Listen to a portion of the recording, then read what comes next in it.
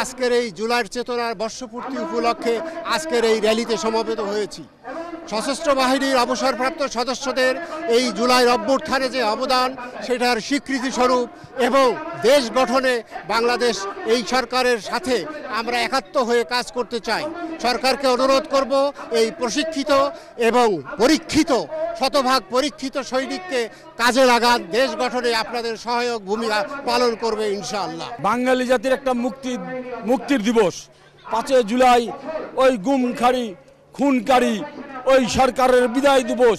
5 August মানেই 4 দেওয়ালে বন্দি থেকেও মানুষ তার ভাষাকে প্রকাশ করতে পারে নাই, সেই ভাষা প্রকাশ করা দিবস 5 আগস্ট। 5 আগস্ট সেই ইন্টারন্যাশনাল খুনি পলাতক দিবস।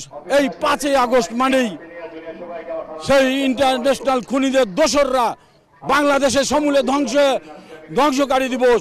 যেভাবে 75 সালে এই খুনি পার্টি, এই খুনি দল, এই ডেভিল পলিটিশিয়ানরা পালিয়ে গিয়েছিল বাংলাদেশ থেকে।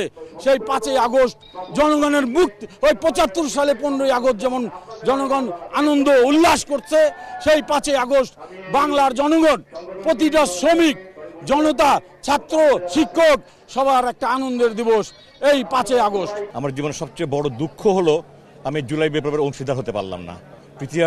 পৃথিবীর ইতিহাসে এত বড় একটা ঘটনা, যেখানে মানে শিশু থেকে বৃদ্ধ পর্যন্ত ছেলে মেয়ে সর্বস্তরের জনতা অংশগ্রহণ করেছে, যে এই বিপ্লবের নজির পৃথিবীতে নেই, আমি এটা অংশীদার হতে পারলাম সবচেয়ে বড় দুঃখ।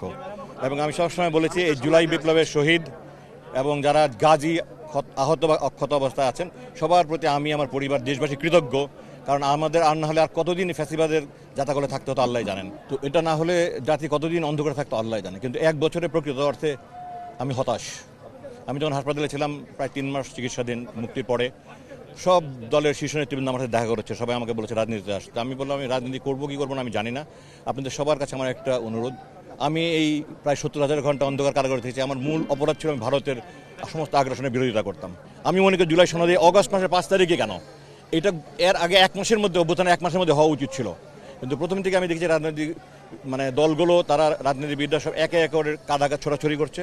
আমি গত 16 জুলাই আপনার বাংলা এডিশন ইলিয়াস হোসেন ওটার আপনার আনুষ্ঠানিক লঞ্চিং অনুষ্ঠানে আমি ছিলাম, ওখানে রাজনীতিবিদরা একই কাজ করেছে। আমি ওখানে বলেছি, আপনাদের আমি হাত জোর করে বলছি, আপনারা দেশের জন্য, দেশের স্বার্থের জন্য আপনারা ইতিমধ্যে ভেদাভেদ ভুলে যান, কাদা ছোড়াছড়ি করবেন না, গালাগালি করবেন, সমালোচনা করবেন না।